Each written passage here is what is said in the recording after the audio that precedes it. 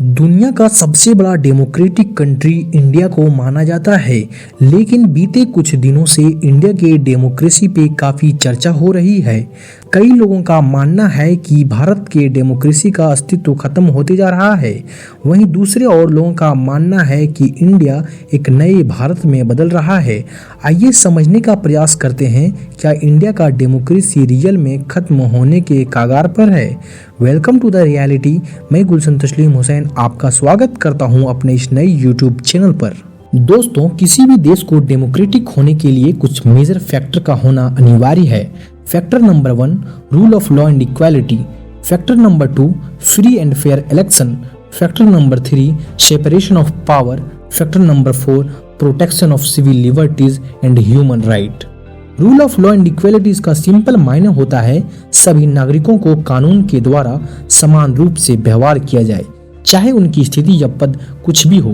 लेकिन फिलहाल में आए हुए सिटीजनशिप अमेंडमेंट एक्ट पूरी तरह से rule of law and equality को वायलेट करती है, जहां ये लॉ पाकिस्तान, बांग्लादेश, अफगानिस्तान और नेपाल से आए हुए हिंदू, सिख, पारसी जैसे कम्युनिटी को इंडियन सिटीजनशिप देगी, लेकिन वहीं दूसरी ओर मुस्लिम कम्युनिटी को इस एक्ट से बाहर रखा गया है।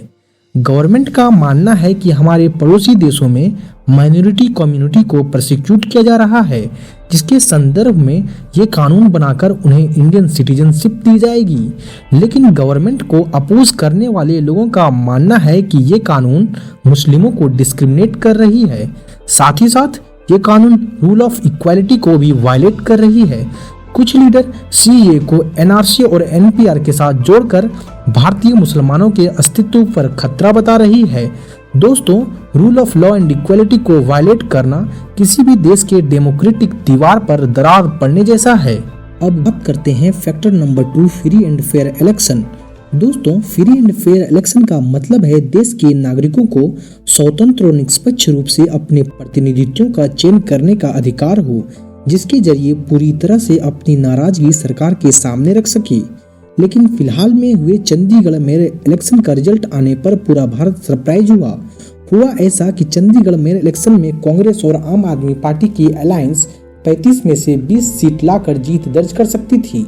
लेकिन जब इलेक्शन का रिजल्ट डिक्लेयर हुआ, तब इलेक्शन के प्रिसाइडिंग ऑफिसर अलायंस की 8 वोट को इनवैलिड डिक्लेयर करके बीजेपी को जीत बता दिया, जो सीधा सीधा एक इलेक्शन फ्रॉड को रिप्रेजेंट कर रही थी। लेकिन इस फ्रॉड को वहां के सीसीटीवी कैमरा ने बहुत अच्छी तरह से कैच कर लिया। इस प्रिसाइडिंग ऑफिसर को ये पता नहीं था अभी भी सुप्रीम कोर्ट ऑफ इंडिया हमारे देश में है। Actually chief justice of India ने इस फ्रॉड को मर्डर ऑफ डेमोक्रेसी बताया और अंततः इसकी सुनवाई करके इस इलेक्शन फ्रॉड को होने से बचा लिया। I know, eight ballots totally. Yeah, and they snatched and destroyed immediately. This answers what he did, Mr. Solicitor. Very clear as to what he did. He has to be prosecuted. दोस्तों, election commission of India एक organisation है जिसका main motto पूरे देश भर में free and fair election कराने की रिस्पॉन्सिबिलिटी होती है। कमीशन के कुछ नियम और कानून है।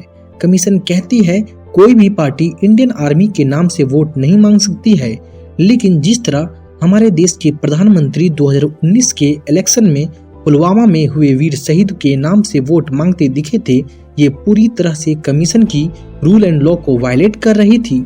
लेकिन कमीशन ने इन्हें पूरी तरह से क्लीन चिट दे दी। आपका पहला vote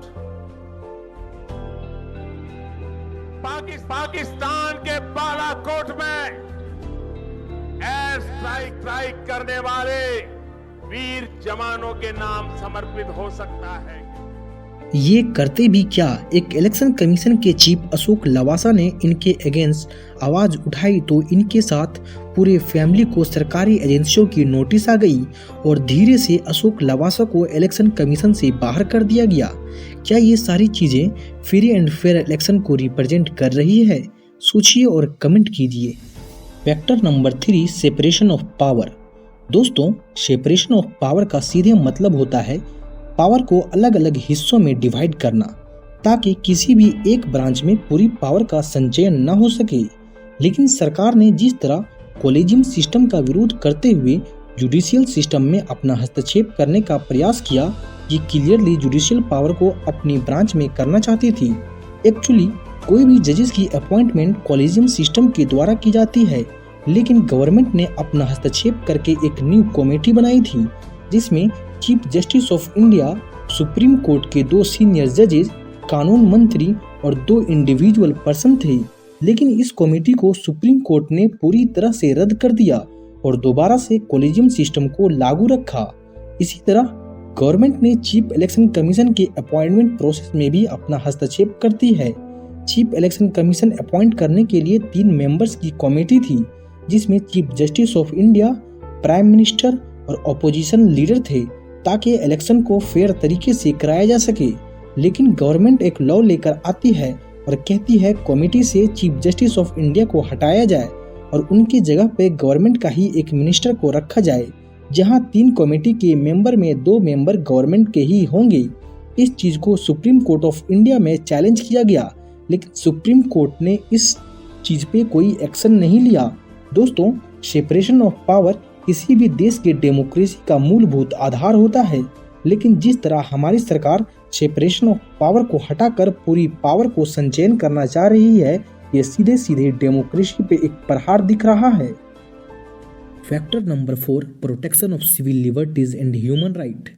protection of civil liberties and human right को सीधे मतलब में समझा जा सकता है कि किसी भी डेमोक्रेटिक कंट्री के सिटीजन के basic right to freedom, freedom of speech, right to religion जैसे राइट को प्रोटेक्ट किया जाए। लेकिन क्या ये सारी चीज़ें हमारे देश में देखने को मिल रहा है? जहां फ्रीडम ऑफ प्रेस का एक डेमोक्रेटिक कंट्री बात करती है, वहीं दूसरी ओर अपोजिशन इंडियन मीडिया को गोदी मीडिया के नाम से कहती है। जहां गवर्नमेंट के खिलाफ प्रोटेस्ट करने पर मीडिया आपको देशद्रोही कहती है, वहीं सरकार से आम खाने जैसे सवाल पूछे जाते हैं। हमारे प्रधानमंत्री आम खाते हैं? ये भी उसका क्वेश्चन है कि आम खाते हैं, और अगर खाते हैं तो क्या काट के खाते हैं या ऐसे गुठली के साथ खाते हैं? दोस्तों, किसी भी देश के डेमोक्रेसी को कायम रखने के लिए सरकार से कटाक्ष सवाल पूछा जाना चाहिए। It's in your hands to change it. I'll have to rest. और पानी आप पीछे दोस्ती बनी रहे।